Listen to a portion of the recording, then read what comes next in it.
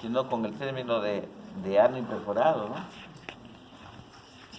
Pero resulta que el ano imperforado, como se conoce, es un conjunto de malformaciones, y entre ese conjunto de malformaciones hay algunos tipos que sí tienen ano que está perforado, ¿no? Por lo tanto, lo más correcto es que se diga malformaciones anorrectales. Y en realidad son 32 tipos de malformaciones.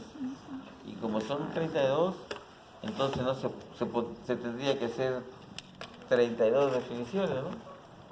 Por ese motivo, la definición es bien genérica. Y siendo genérica sí se entiende, ¿no? A mi criterio. Entonces, ¿qué cosas son las malformaciones anorrectales? Son malformaciones congénitas del ano, ¿no? Y del recto, que pueden involucrar a la piel del periné, a los genitales o a las vías urinarias. Y que pueden involucrar, porque, por ejemplo, si digo involucran a los genitales, porque a veces hay fístula con el vestíbulo, con la vagina. Si digo vías biliares, porque a veces hay fístula con la vejiga, con la uretra, etcétera, etcétera, ¿no? El tipo de uretra sobre todo, ¿no? Entonces, por eso es así, en forma genérica. Lo cierto que estas malformaciones se presentan en un caso cada 3.000 a 4.000 recién nacidos vivos. Y son discretamente más frecuentes en el sexo masculino.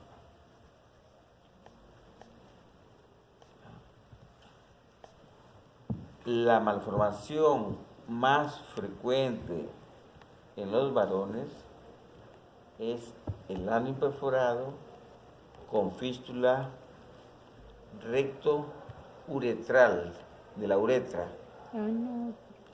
Recto uretral. Sobre todo con la uretra vulvar. La malformación más frecuente en el varón es ano imperforado con fístula.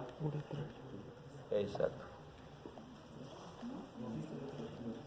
Recto uretral, de uretra, porque es imposible pensar que en el uretra, ¿no? Así que, en cambio, en la mujer es el ano imperforado con fístula recto vestibular, del vestíbulo.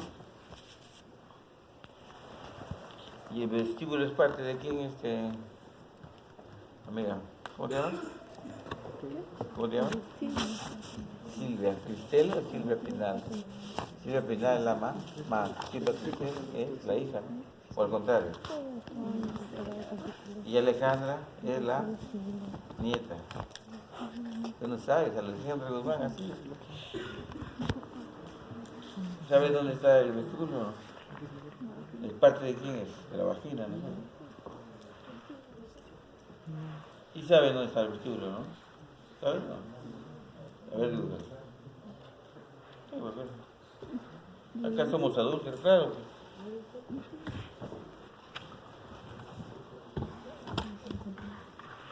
Hay un dicho, antes salía una propaganda, dice, conoce tu cuerpo, ¿no? En la televisión mucho salía.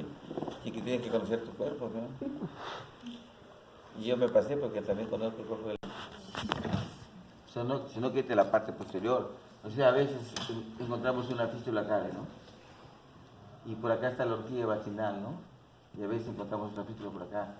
Pero hemos dicho que el tipo más frecuente es ano imperforado, porque aquí no hay ano, con una fístula que viene acá en el vestíbulo.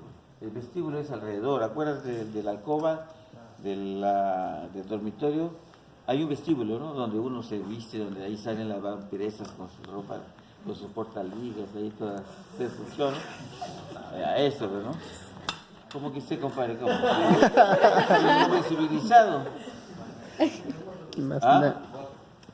Tú ni la conoces, ni sabe qué cosa es portaligas. ¿Ah? ¿Para qué sirven las portaligas tú? ¿Cómo te lo dices? Para morderlas.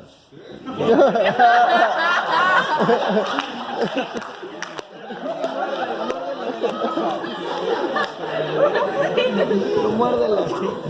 Muerde las vías para que no se caigan. Claro.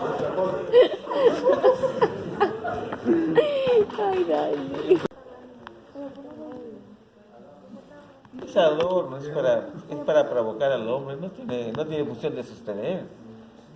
Sí, pero sí, sostiene, pero sabes que ahora ya la función es otra.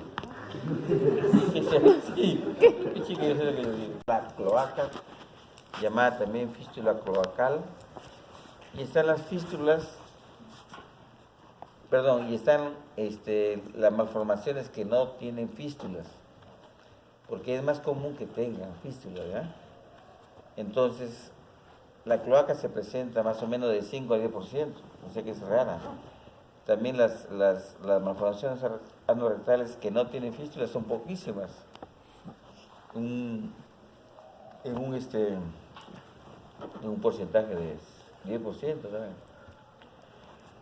Y las malformaciones rectales se asocian a otras malformaciones, ¿no?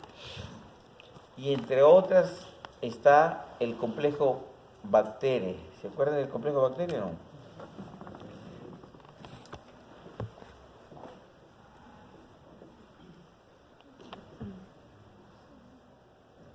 B de vertebrales, malformaciones vertebrales. A de anales, de ano, ¿no? C, cardíacas. T, Traqueoesofágica. atresia esofágica o fístula traqueoesofágica. R, renales. No, renal. Y E, extremidades. O sea, no con todas esas, ¿no? Pero puede estar con esta. ¿Ya? O sea que también tiene otras malformaciones. Sobre todo tiene aquí en las vértebras, en las vertebrales y especialmente del sacro. ¿Ya?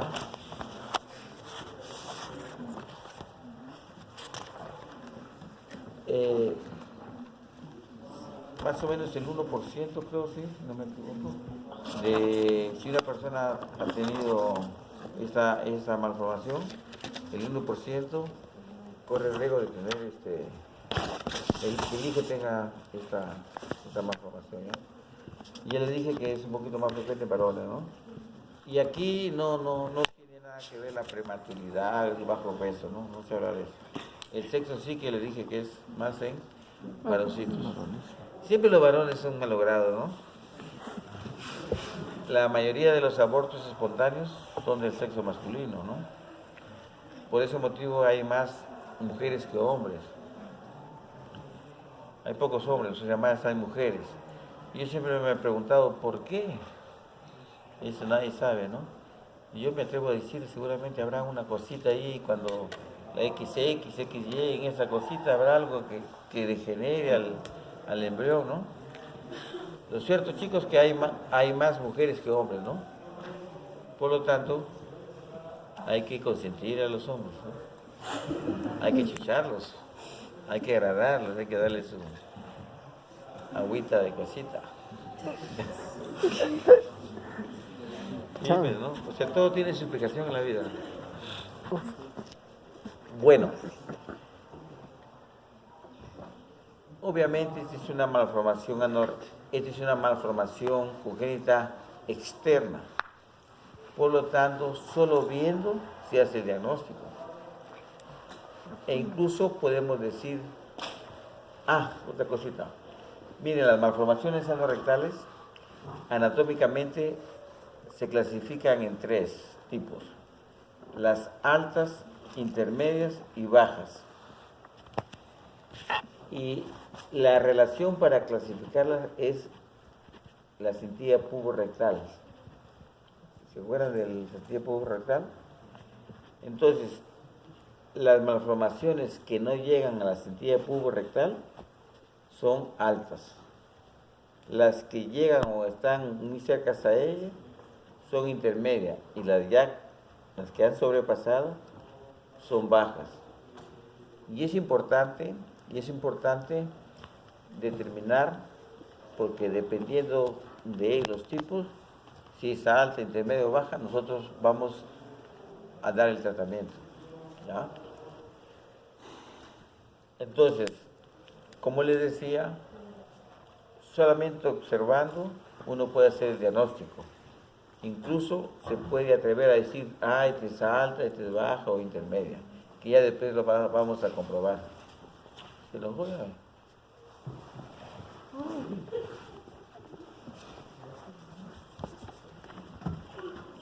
Miren, en los varones, ¿cómo es la cosa en los varones? ¿Cómo se hace el diagnóstico en los varones? Siempre mirando el periné. ¿Qué forma tú, a ver, es tu Piurano? Piura. De la chicha jora. Piura. ¿Qué forma tiene el periné? ¿Romboide o rombo? Rombo. ¿Y dónde está ubicado el ano? ¿En qué parte del rombo? Este es el rombo, Por ¿no? su polo inferior. Polo exterior. Polo inferior, sí. Inferior. ¿Ah? La parte inferior. ¿Sí? Estas se dividen en dos, ¿no? Triángulos. Por acá está la vagina o está el escroto con el preto. Y por acá va a estar el ano. Entonces nosotros para hacer diagnóstico tenemos que mirar todo esto. Solamente esto. Y hacemos, tan solo mirando hacemos diagnóstico. Y por ejemplo en los varones, ¿cómo se hace en los varones? Recién nacidos varones, ¿no? Si un varón no tiene orificio anal, pero tiene una fístula en el periné, en cualquier parte del periné, por el escroto, por ahí más arriba o por a un lado, ¿sí? Obviamente es una malformación anorrectal porque no tiene orificio anal, ¿no? Y esta casi en el 100% de los casos va a ser baja, tan solo por ese dato. Y ya lo vamos a comprobar con los exámenes auxiliares, ¿no? Otro caso, siempre varón, que no tiene orificio anal, pero con la orina o junto con la orina viene meconio, ya sea macroscópica o microscópicamente, si no tiene ano es una malformación, ¿no es cierto? Probablemente es alta o intermedia, dependiendo a dónde se vaya la fístula, ¿no? O sea, es una malformación alta, es una malformación con fístula, alta o intermedia, ¿no es cierto? Es alta cuando se va el recto, tiene comunicación con la vejiga o tiene comunicación con la uretra prostática. Y es mediana cuando tiene comunicación con la uretra vulvar. ¿Estamos? De nuevo, varoncito que no tiene orificio anal, pero con la orina viene meconio, es malformación rectal alta o intermedia, dependiendo a dónde se va la fístula. Estamos hablando de los varones nada más. Otro caso. Varón que no tiene orificio anal, tampoco tiene orificio, no tiene fístula perianal y por la orina no viene meconio, puede ser tres cositas. Puede ser una malformación anorrectal alta o intermedia sin fístula, que hemos dicho que es rara, ¿no? Que se presenta solamente en el 10% de los casos, ¿no? Puede ser eso. O también puede ser una malformación anorrectal alta o intermedia con fístula, pero que la fístula está obstruida o taponada por el meconio. Por ese motivo no viene nada del meconio, por la orina, ¿no? Y en tercer lugar, puede ser una malformación baja, sin fístula.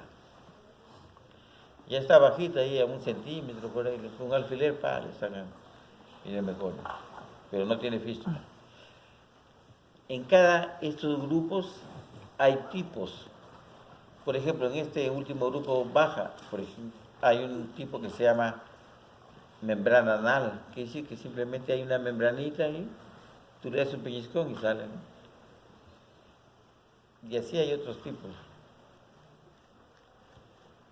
Hay otro que es ano cubierto también en esta baja, ¿no? Y así se hace diagnóstico. En mujeres, aquí siempre mirando en el perineo, pero ahí nos vamos a ver cuántos orificios hay en el perineo. Y para saber cuántos tiene, tenemos que saber normalmente cuántos hay. Y los de Ayabaca, ¿cuántos orificios tienen? Las mujeres de Ayabaca, normalmente, ¿cuántos orificios hay?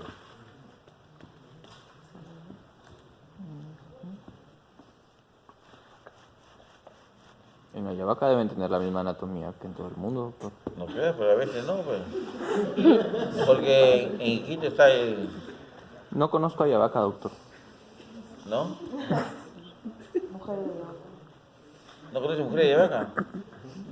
Una, pero no le... Diego, ¿dónde conoces a las mujeres? Conozco chicas. Bueno, pues le decía, ¿sabes por qué? Porque en Oriente, por ejemplo, hay el pata que tiene 3, ¿no? ¿Te acuerdas? Pepito, ¿cómo? 3 cañones. Ah, Pepito, 2 cañones. 2 cañones, perdón, ¿no? Por eso te digo, pues, en Ayabaca de repente hay una cosa, ¿no? Bueno, ¿qué chica conoces tú? O en anatomía, ya, de repente da así la cadáver número de la mesa número 3 me tocó a mí. ¿Cuántos orificios tienen las mujeres normalmente? Por anatomía, pues ya. ¿Orificios en total? No, en total, pues estoy diciendo, en todo el perineo. Ah, en todo el Porque perineo. por ejemplo, machirle acá, le por acá, ya, ¿no? El perineo, nada. 3. 3. 1.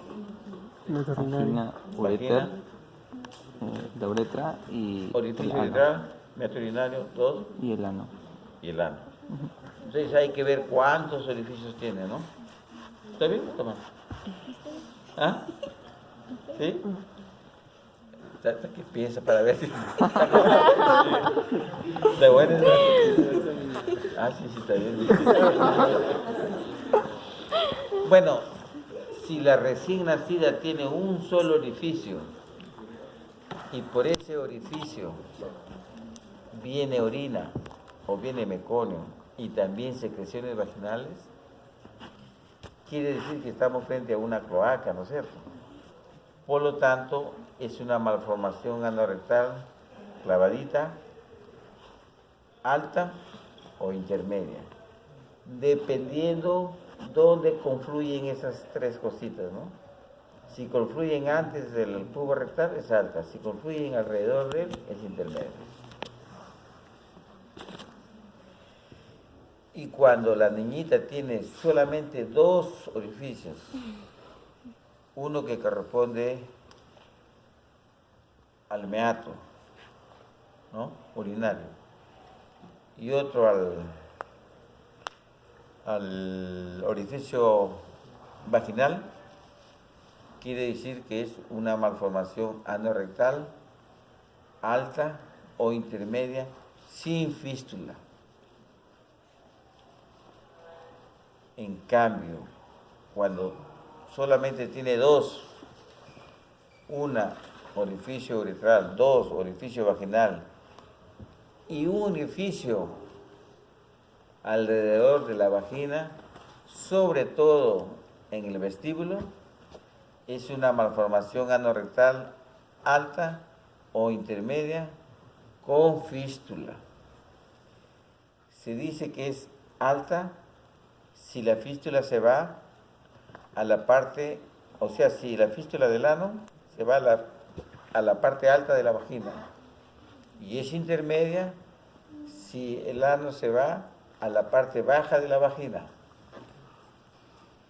¿Entendido? Fácil, ¿no? Ok. Y cuando la niñita tiene 3 orificios y el orificio el que corresponde al ano, al orificio anal, es anormal, ya sea en tamaño o en ubicación, se dice que es una malformación anorrectal baja, ¿ya? Y entre ellos está, por ejemplo, el ano anterior, que significa que el ano, en lugar de estar en su sitio normal, está bien cerca a la vagina, ¿no? O también está el ano ectópico, que en lugar de estar en su sitio puede estar al costado derecho, izquierdo, etcétera, etcétera. Y a veces el ano está en su sitio, pero es bien delgadito en diámetro. Y a eso se llama estenosis anal, que también es una malformación anorrectal baja. ¿Hay capítulo? ¿Ya se fue la sarda? Con cierta exactitud la altura, ¿no? Porque hemos dicho probablemente es alta o intermedia, ¿no?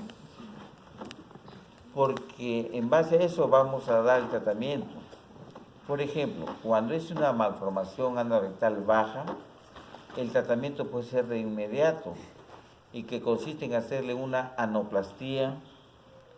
También es lo mismo decir que una proctoplastía, y también es lo mismo decir que una anorrectoplastía sagital posterior mínima.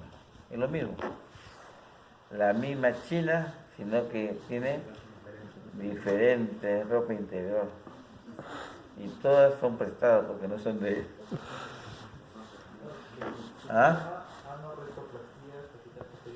Mínima. En cambio, cuando es alta o intermedia, primero se hace una colostomía y cuando tenga 1 año de edad, se hace el descenso rectal correspondiente. ¿No? Para eso sirve saber si es alta o intermedia. Y para saber si es alta, intermedia o baja, se solicita una radiografía que se llama invertografía, o también se llama invertograma. Miren, cuando uno está pensando en obstrucción intestinal, hemos dicho que pedimos siempre una radiografía en posición de pie, ¿no? Ya, si yo quiero hacer un invertograma, yo tengo que hacerle así, ¿ven? Cabeza abajo. Si está así, ¿el aire a dónde va? Y si está así, ¿el aire a dónde va? Siempre va arriba, ¿no es cierto? Entonces, si yo quiero ver el aire hasta dónde llega, cuánto falta para que ya llegue por donde debe llegar, ¿no? Más o menos es esto, ¿eh?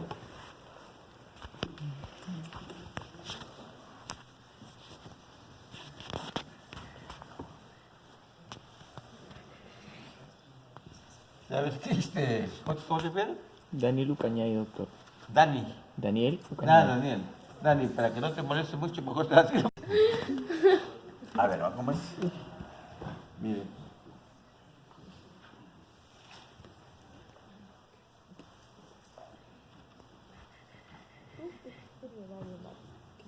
Miren, este es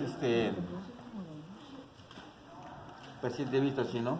Acá está la cabecita. Nosotros, por acá está las asas, que vamos a ver el aire, este aire que hay por el colon, por el sigmoide, vamos a ver cuánto falta para que llegue ahí. Y para eso, tenemos que determinar una línea que se llama la línea jugococcígea. ¿Sí ves? Ya le voy a decir todo. La línea pubococcígea.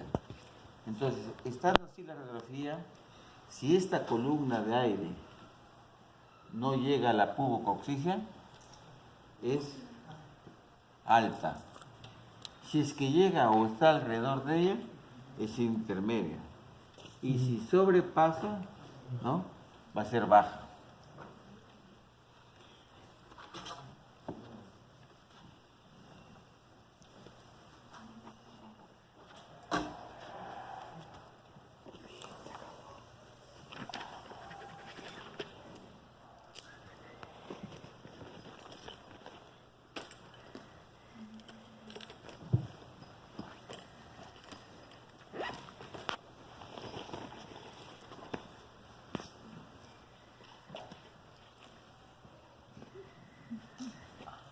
Bueno, supongamos que este sea la columna, ¿no? Esta es... No.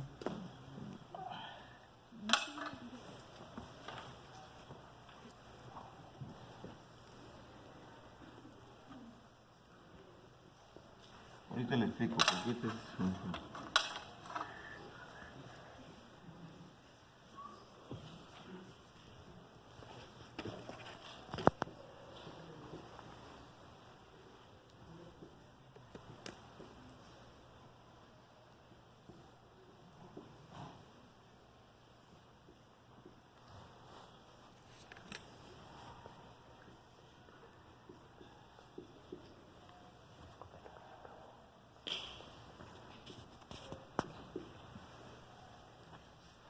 Acá ve, aquí viene el sacro, sacro 1, sacro 2, sacro 3, sacro 4 y sacro 5, ¿no?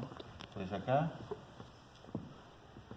sacro 1, sacro 2, sacro 3, y sacro 4 y sacro 5, ¿ya? Y se supone que por aquí va a estar el aire, ¿no?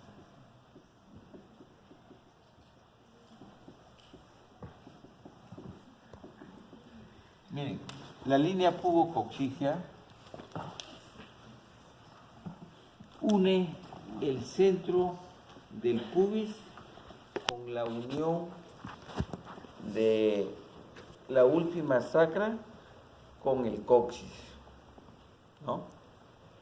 Se llama pubococcígea. Une la línea, la última vértebra, perdón, une el centro del pubis con el punto de unión entre la última sacra con el coxis.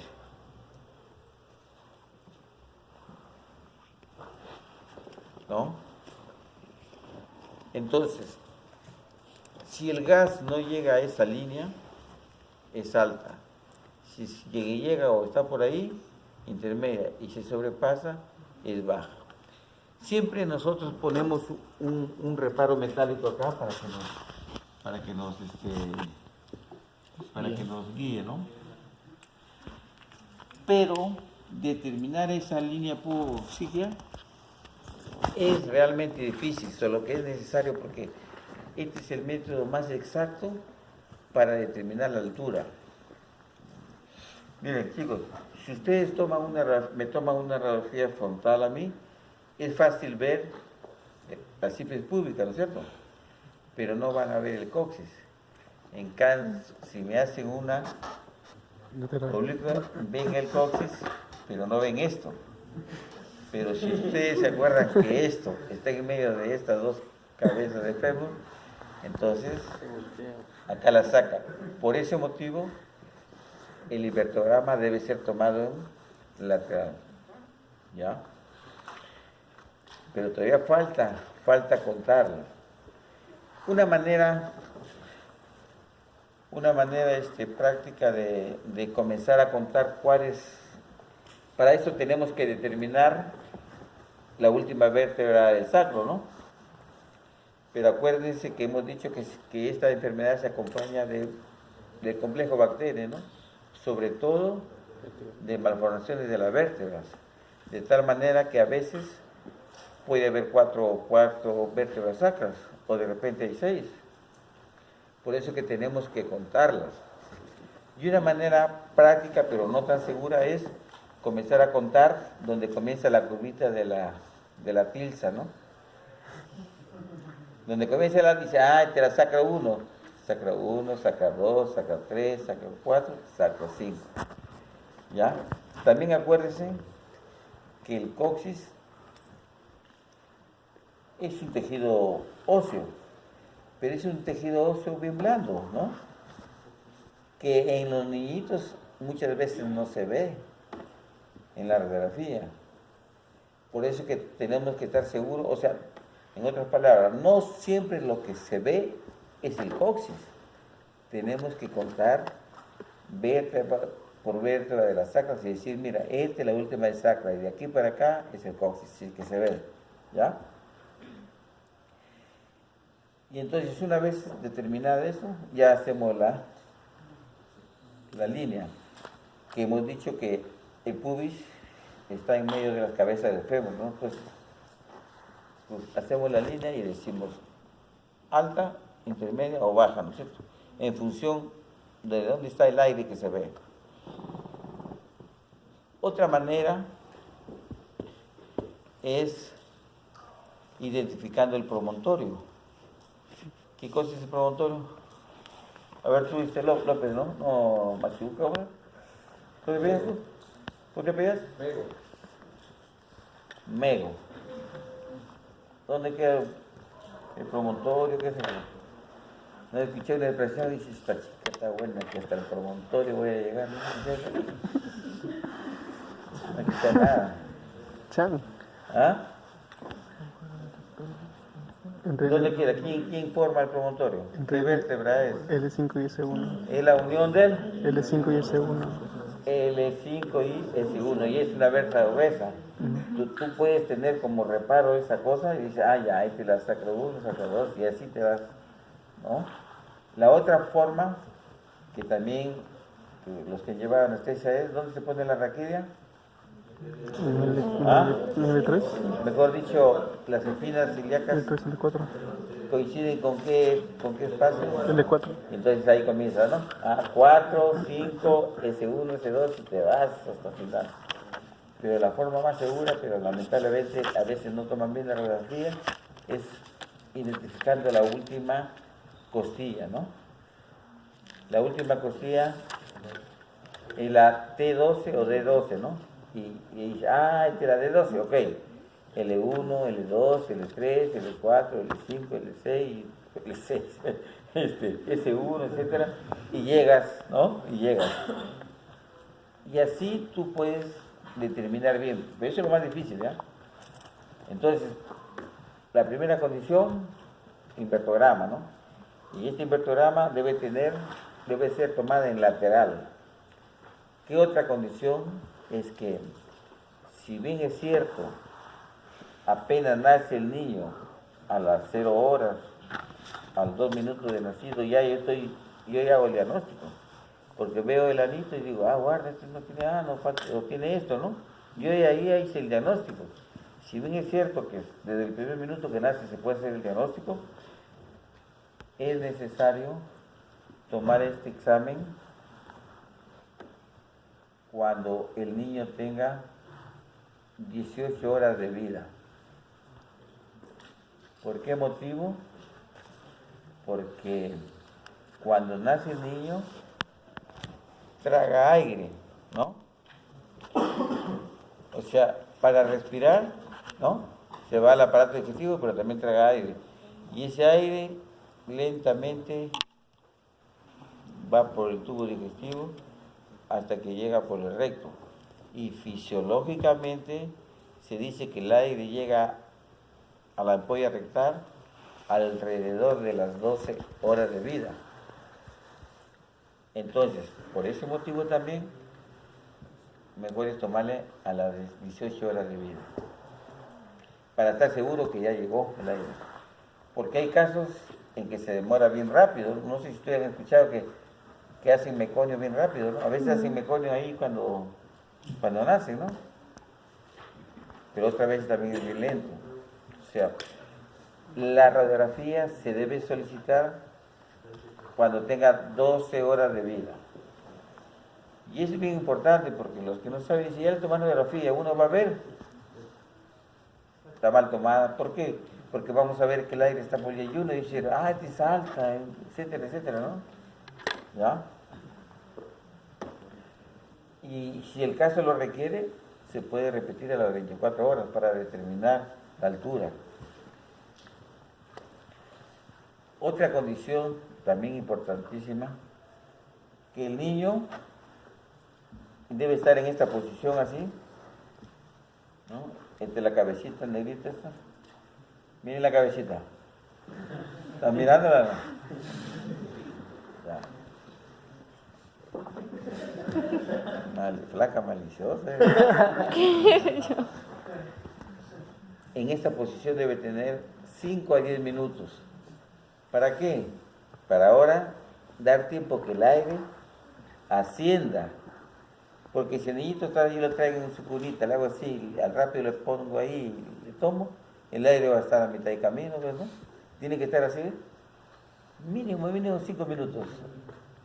En los centros buenos hay un dispositivo que lo ponen faja y al niñito lo ponen así como quieran, ¿no? Acá no, la mamá la hace acá y si no está la mamá, pues la técnica se la pone acá, ¿no? Las piernas acá y él está ahí que grita, que llora, que no sé cuánto, o no llora a veces, ¿no?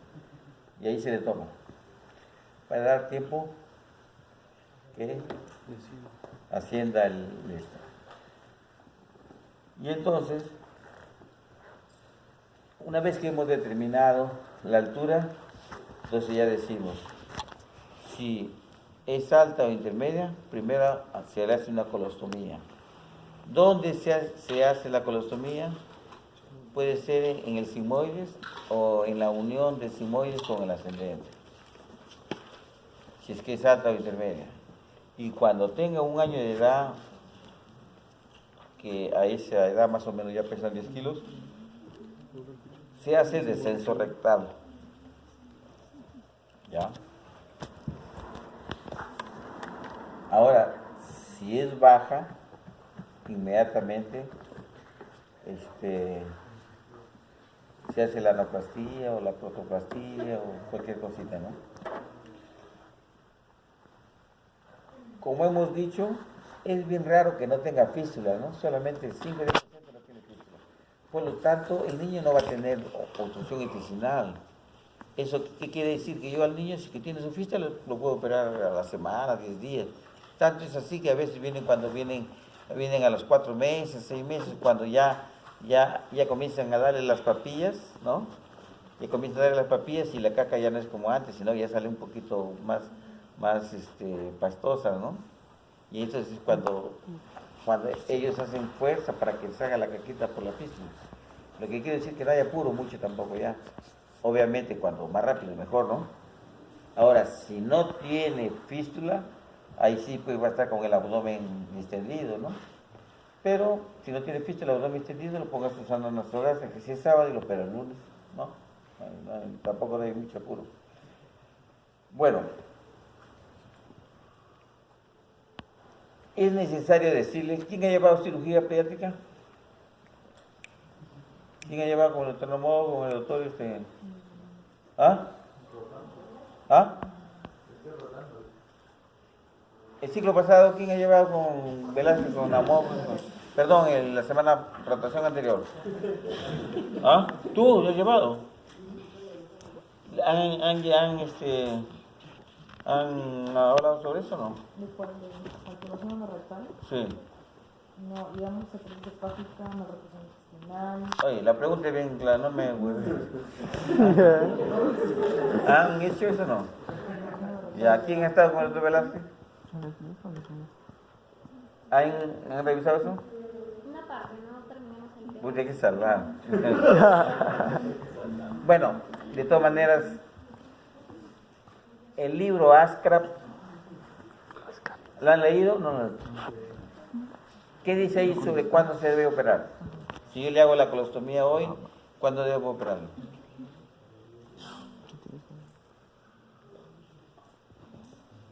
Pucha, chicos, qué malo que son ustedes. me desmoraliza. Aquí está la delegada, doctor, no se olvide que mañana es. Y vengo acá, que no hay salón, que me han votado. Hay unos esquemas, dicen, ellos se enfocan de otra manera, ¿ya? El asunto. El capítulo que escribe de malformaciones rectales es un médico mexicano que trabaja en Estados Unidos y él ha inventado una técnica que es la mejor técnica hasta la actualidad y que ahora se hace en todo el mundo, y él le da un enfoque un poco diferente. Por ejemplo, él dice, yo le tomo, si que tiene fístula, ya ni siquiera le tomo radiografía, un invertograma. Si no tiene fístula, le tomo un invertograma. Si la columna de aire que se ve está a más de 1 centímetro del orificio, eso, ¿no?, que ya está por salir, eso yo le hago una colostomía, porque quiere decir que salta. Pero si falta menos de 1 centímetro, le baja, por lo tanto ya lo opera al toque nomás. Él da ese enfoque así, ¿ya? Pero anteriormente, antes decían, si falta 2 centímetros el aire, para que llegue acá falta 2 centímetros o más, es alta. Si es menos de 2, es baja. Y también se actuaba, ¿no? Él le da un enfoque así, que es bien práctico, pero les aseguro que este es más seguro en cuanto a exactitud para saber si es alta o intermedia. Y además él dice, si ustedes han leído bien y hacen los esquemas, cuando es varón, dice, ¿no?, yo le hago una colostomía y yo ya hago la operación definitiva del descenso rectal, él dice, yo puedo hacerle a las 3 semanas, o 4 semanas, o 6 semanas, dice así. Si ustedes solamente se limitan a leer ese algoritmo que hay ahí, van a estar equivocados, porque él después de que hace todo este discurso, después dice, en la práctica sucede esto, que si bien es cierto, dice, mejores resultados dan cuando los niños son más grandes, y además para que sean buenos resultados, tiene que tener el cirujano tiene que tener buena experiencia, es decir, pues que tiene que haber operado bastante, ¿no? Y después que tiene que estar completamente sano, bien nutrido, para hacerle así a las 3 semanas, 4 semanas, ¿no? Debe estar bien nutrido, y nosotros acá hasta el 100, ¿no? Y él comienza diciendo, y después termina diciendo, por ese motivo se aconseja hacer la operación cuando tenga 1 año. Pero sin embargo, si ustedes ven los algoritmos, todos dicen, ya mira, no tiene esto, y a la semana, a los 4 meses, a los 3 meses, 2 meses, ya estoy haciendo la operación definitiva. Les digo así porque había un profesor que les decía así, cuando les explicaba, Velázquez era, ¿no? Y un día los del seguro me dicen a mí, me dice, ustedes les dicen que se debe operar antes. Le digo, no, sí, porque ya fui indagando, el colega les decía que se debe operar antes, ¿no? Porque el libro lo dice, pero él no lee completamente, porque al final dice, por lo tanto se recomienda mejor al año, porque los resultados son mejores, etcétera, etcétera, ¿ya? Por ese motivo yo me he permitido explicarles para que sea así, ¿no? Y les explico porque no vaya a ser que venga una pregunta, ya saben, ¿no? En el libro lo dice, sino que no lo leen todo, ya se contenta con ver el esquema y les va a decir, ya hago colostomía y se cierra la colostomía cuando tenga 3, 4 semanas. Y no es así. Él se pasea por todo el mundo, acá a Perú ha venido como 10 veces, porque siempre lo invitan, no es que sea una autoridad. Tanto es así que él ha inventado, para hacer su operación, que la hacemos nosotros, obviamente, que se hace en todo el mundo, él ha inventado, entre comillas, un electroestimulador, porque él, con el electroestimulador, identifica los esfínteres, ¿no? Nosotros acá no tenemos nada. Lo que hacemos, bajamos el electrocauterio, lo bajamos a una temperatura, y si le pasa electricidad, ¿qué hace el músculo, no? Se contrae y dice, mira, acá el esfínter externo, este es el interno, y así vamos, entre comillas, adivinando, pero también lo hacemos así, ¿no? Quizás nos reparemos un poco más, pero lo hacemos. Bueno, dicho esto, miren,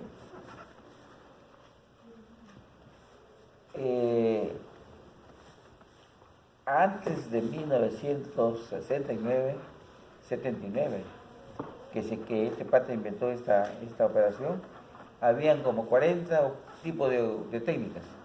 Una técnica era que un equipo abría abdomen e intensificaba el recto, mientras que otro equipo trabajaba por el periné haciendo un túnel, el otro le empujaba, el de acá le paraba y bueno, ahora se hace eso con la paroscopía, ¿no? Se llama, la operación que la ha inventado, que todo el mundo se hace, se llama la anorectoplastía sagital posterior. Así se llama la operación. Y el autor se llama Alberto Peña, más conocido como la técnica de Peña, ¿no? Que dígase de paso, es un pata que ya es bien viejo y tiene vendido 100 mujeres. Como tiene plata. Y quizá es el médico mexicano más famoso que ha existido. A ver, ¿cómo vamos?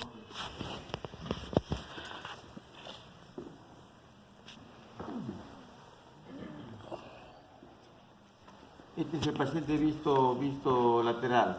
¿Cómo se llama esta posición? Cúbito supino. ¿Ah? De cúbito supino. Sí, este es el potito. ¿Ah?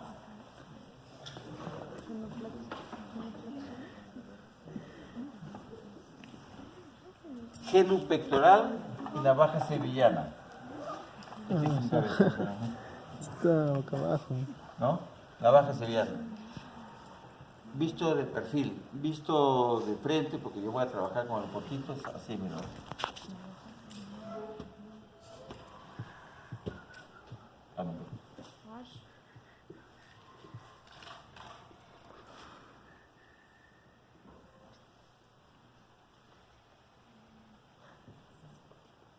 ¿No? Aquí está el coxis y este es el periné, ¿no? Entonces yo voy a trabajar acá.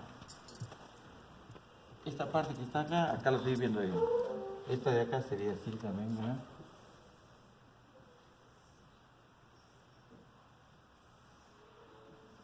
La técnica original la hace así, pero se puede hacer, ¿no? Navaja sevillana, entonces enseño. La navaja sevillana, a ver, ¿alguien conoce la navaja sevillana tampoco? Esta es la que usan los barberos, ¿no? He visto por ahí cuando pasan esos barberos antiguos que están. Esa se llama. Porque fue hecho en Sevilla, ¿no? Miren,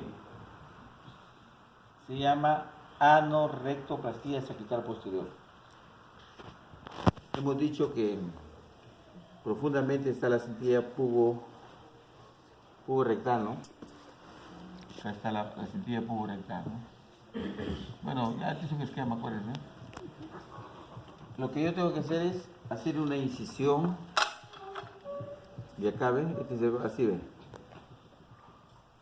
Y tengo que incidir en el centro de esta cintilla. En el centro. Pero para eso pues se quiere el electroestimulador para ver dónde están los músculos, esfínteres, todo, ¿no? Y cuando hago así, el músculo se contrae, ¿no? Entonces yo voy haciendo eso.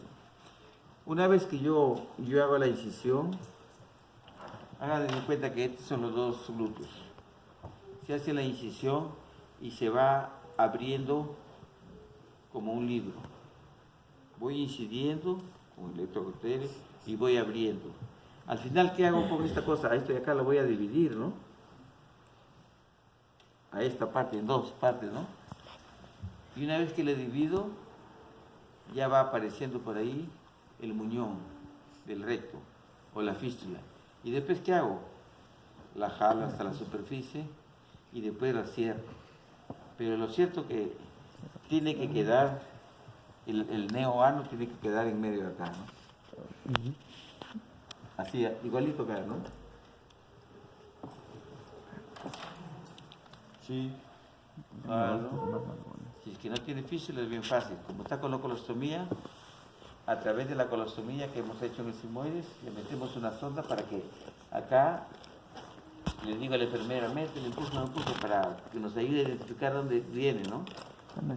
Y si tiene fístula, y cuando tiene fístula es un poquito, una media hora más, porque tenemos que separar la fístula, porque la fístula se hace en pared común. Entonces lo separo y después lo llevo. Y al cerrar, porque le he abierto así como libro, al cerrar el libro, el neoano tiene que pasar en medio por esto, porque si pasa por acá o por acá, no hay quien controle los esfínteres, y ese va a ser una colostomía, va a ser un pato. Y esta es la famosa operación de Peña. Es realmente sencilla, ¿no? Los americanos dicen que por ahí antes había una operación parecida. Ellos, para no dañar esto, hacían la incisión por acá y buscaban esta cintilla. Bueno, en realidad, si bien es cierto que esta no es la panacea de la cirugía, es de la técnica que menos complicaciones tiene. Y entre las complicaciones que tiene está que muchas veces cuando es alta, uno ya pues está que busca y no viene hacia uno, o sea, se puede retraer. O al contrario, lo hace demasiado que se puede prolapsar. O de repente hay dehiscencia, infección de vía operatoria. Y la más desgraciada complicación es que no hemos pasado por la cintilla puborectal, por lo tanto, no va a controlar los esfínteres. ¿Ya? Esas son las complicaciones. Ahora, pero hay otras complicaciones que puede haber estenosis que es la complicación más frecuente del neoano, puede haber una estenosis. Por ese motivo, como es la más frecuente y la más molestosa, por ese motivo, después de la operación, viene una planificada sesión de dilataciones anales, que realmente son molestosas, pero no para el niño, sino sobre todo para la familia. A los 10 o 12 días después de la operación, durante un mes tenemos que hacerle al niñito así, ¿ven? Así, 2 minutitos y se acabó, todos los días, un mes. Porque si no se cierra, y si se cierra es otra operación. El segundo mes, dejando un día. Faltan 15 minutos, flaco.